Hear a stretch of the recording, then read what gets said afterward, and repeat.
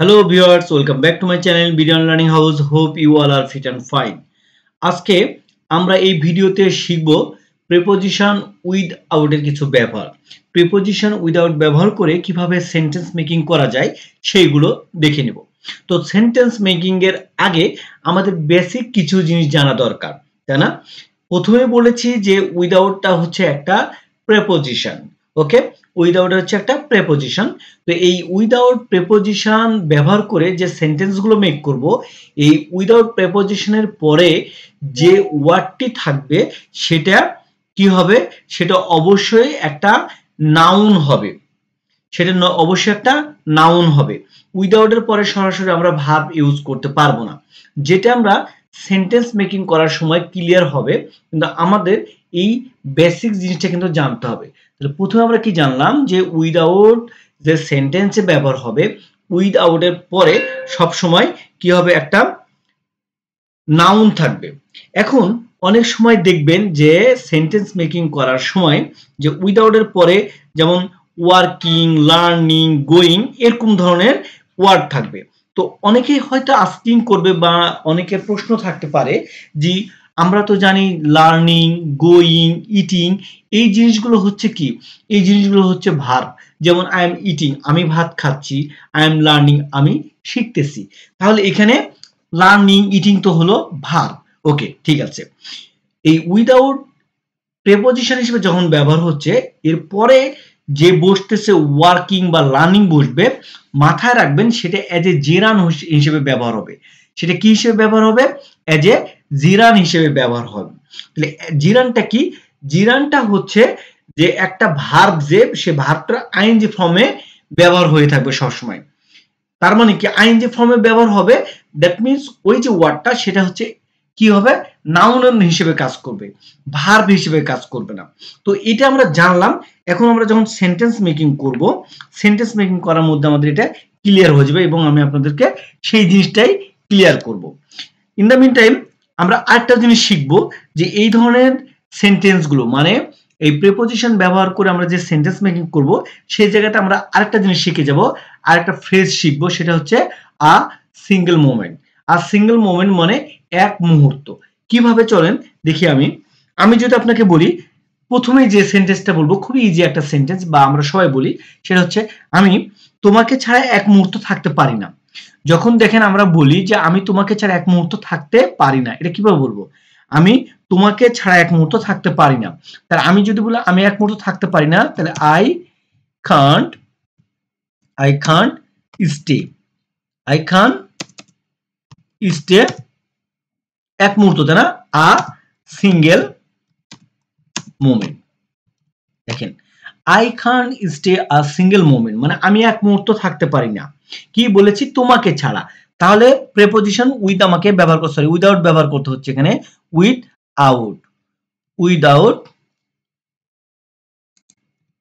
Without তোমাকে ছাড়া, তাহলে হচ্ছে ইউ। সহজ একটা সেন্টেন্স দিয়ে আমি শুরু করেছি। প্রথমে আপনাদেরকে আমি যে কথাটা বলেছিলাম সেটা হচ্ছে যে প্রিপোজিশন উইথআউট এর পরে যে ওয়ার্ডটা বসবে সেটা হতে হবে কি? নাউন।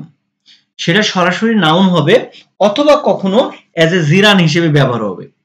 ওকে, আমরা সেন্টেন্স দেখি, সেন্টেন্স দেখলে আমরা বুঝতে পারবো। ওকে, তাহলে এখানে বলা হলো যে আমি তোমাকে ছাড়া এক মুহূর্ত থাকতে পারি না।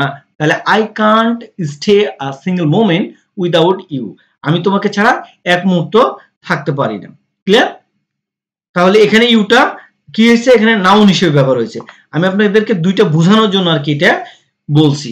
পরে দেখেন, আমি যদি বলি যে আমি ইংরেজি না শিখে এক মুহূর্ত থাকতে পারি না, আমি ইংরেজি না শিখে এক মুহূর্ত থাকতে পারি না, তাহলে I can't stay a single moment.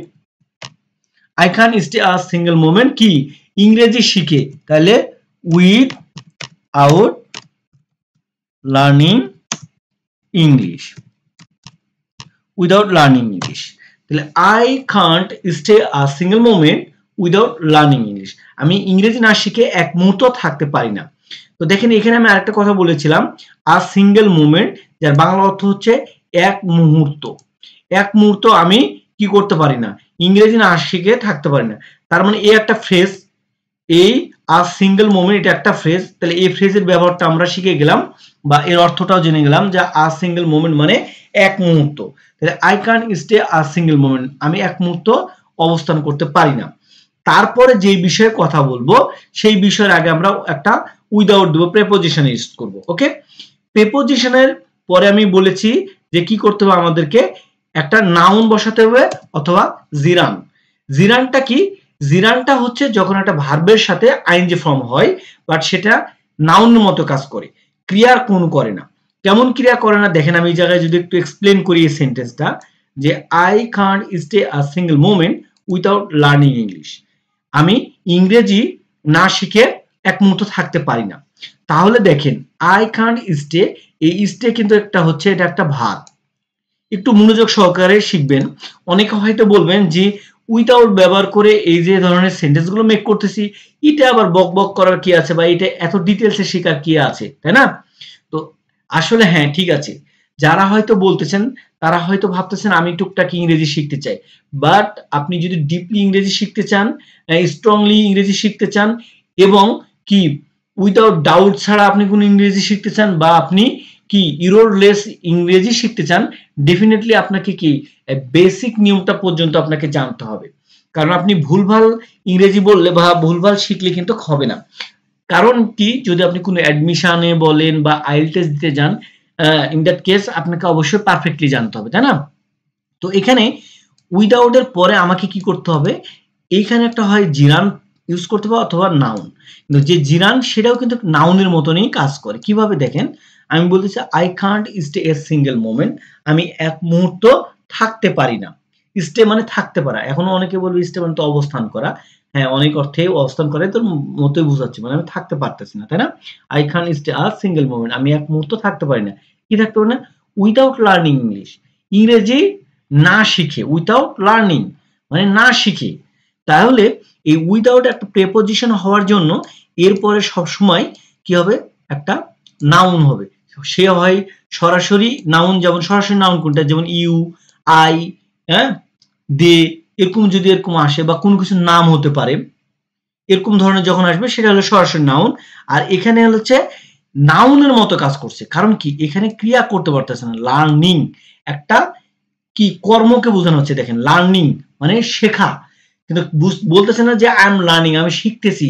যখন লার্নিং মানে ও কর্তা নিজে করতেছে, কিন্তু এখানে কোন কর্তা কোন ক্রিয়া করতেছে এরকম বোঝাইতেছে না। লার্নিং মানে শেখাকে বোঝানো হচ্ছে, ওই জিনিসটাকে বোঝানো হচ্ছে। যাই হোক, আমরা আরো কিছু সেন্টেন্স দেখি, তাহলে এই ডাউটটা আরো ক্লিয়ার হয়ে যাবে। ওকে, এবার যদি বলি যে আমি ইংরেজি না শিখে এক মুহূর্ত থাকতে পারি, এটা আমরা তো দেখলাম, তাই না? এখন আমি যদি বলি আমি কাজ না করে এক মুহূর্ত থাকতে পারি না, আমি কাজ না করে এক মুহূর্ত থাকতে পারি না, তাহলে আই বা সে বলতে পারি। এতক্ষণ তো বললাম যে আমি বলতেছি, আমাকে বলি সে কাজ না করে এক মুহূর্ত থাকতে পারে না, তাহলে he can't stay a single moment, he can stay a single moment, সে এক মুহূর্ত থাকতে পারে না। একটা জিনিস ক্লিয়ার করি, যারা অ্যাডভান্স লেভেলের বা যারা মোটামুটি ইংরেজি জানি, দ্যাটস ওকে তাদের জন্য। কিন্তু যারা একেবারে বেসিক লেভেলের বা কেবল ইংরেজি শিখতেছি, আমি চেষ্টা করতেছি একটা সেন্টেন্স মেক করতে গেলে যত ধরনের ডাউট থাকে বা একটা সেন্টেন্সের মধ্যে যতগুলো ডাউট থাকতে পারে, আমি সবগুলো আপনাদের সাথে ডিসক্লোজ করার চেষ্টা করতেছি। এখানে দেখেন আমি বলেছি আই কান্ট স্টে, আমি কি থাকতে পারি না। এখানে আবার বলছি হি কান্ট স্টে, আমি সে থাকতে পারে না। তো একটা জিনিস মাথায় রাখবেন, মডাল অক্সিলারি ভার্ব থাকলে সেই মডাল অক্সিলারি ভার্বের পরে যে ভার্বটা থাকে তার কোনো চেঞ্জ হয় না। মডাল ভার্ব এই কান্ট কি ক্যান নটের কন্ট্রাক্টেড ফর্ম ব্যবহার হয়েছে, তাই না? তো যদি কোনো মডাল ভার্ব থাকে কোনো সেন্টেন্সে, আর ওই মডাল ভার্বের পরে যদি মূল ভার্ব থাকে, হ্যাঁ মডাল ভার্ব কিন্তু অক্সিলারি ভার্ব, মূল ভার্ব না। ওকে, মাথায় রাখবেন এটা। তো এই মূল ভার্বের কখনো অন্য কোনো ফর্ম হবে না, সবসময় V1 ফর্ম হবে, মানে বেস ফর্ম হবে। ভার্বের ফর্ম নিয়ে আমার অলরেডি একটা ভিডিও মেক করা আছে, আপনারা চাইলে ভিডিওটা দেখে নিতে পারেন, তাহলে আপনাদের ভার্বের ফর্ম নিয়েও যে কনফিউশন গুলো সেগুলো দূর হয়ে যাবে। তাহলে he can't stay a single moment কি কাজ ছাড়া, তাহলে উইদাউট যেহেতু ছাড়া বলতেছি এই জন্য বলছি উইথ আউট। এই প্রিপোজিশন উইদাউট এর বাংলা অর্থ হচ্ছে ছাড়া। তাহলে উইদাউট কি কাজ ছাড়া, তাহলে ওয়ার্কিং ওয়ার্কিং, এটা ওয়ার্কিং হবে না, ওয়ার্কিং। ওকে, তাহলে এইবার দেখেন এই জায়গাতে আমার কি হচ্ছে, এই জায়গাটাতে কি আমার এই জায়গায় এই ওয়ার্কিংটা হচ্ছে কি এজ এ জিরান হিসেবে ব্যবহার হয়েছে। এখানে কাজ করা বোঝাচ্ছে না, কাজটাকে বোঝানো হচ্ছে। উইদাউট ওয়ার্কিং মানে কাজ করা ছাড়া, কাজ করা ছাড়া মানে কাজটাকে বোঝাচ্ছে। হি can't stay a single moment without working মানে কাজ ছাড়া, সরি কাজ করা ছাড়া বলতেছে না, কাজ ছাড়া। তাহলে he can't stay a single moment without working মানে কাজ ছাড়া সে এক মুহূর্ত থাকতে পারে না। সে কিন্তু বলতেছে না যে কাজ করা ছাড়া সে এক মুহূর্ত থাকতে পারে না, এটা বলতেছে না। সে কাজ ছাড়া এক মুহূর্ত থাকতে পারে না। এখানে যদি আমি দিই ওয়ার্ক দিই তাহলে সেন্টেন্সটা ভুল হবে। ঠিক আছে, ওয়ার্ক একটা ভার্ব, আর প্রিপোজিশনের পরে কখনোই ভার্ব বসে না, সবসময় নাউন বসে। আর যেহেতু আমি একটা কাজ নিয়ে কথা বলতেছি সেহেতু ওয়ার্কিং এজ এ নাউন হিসেবে বসতেছে। ক্লিয়ার? এবার আসেন আরো কিছু সেন্টেন্স আমরা প্র্যাকটিস করব, তাই না? আমি যদি বলি যে আমি ইউটিউব ভিডিও বা ভিডিও না বানিয়ে থাকতে পারি না, আমি ভিডিও না বানিয়ে থাকতে পারি না, বা সে বলি যে সে ভিডিও না বানিয়ে থাকতে পারে না, she can't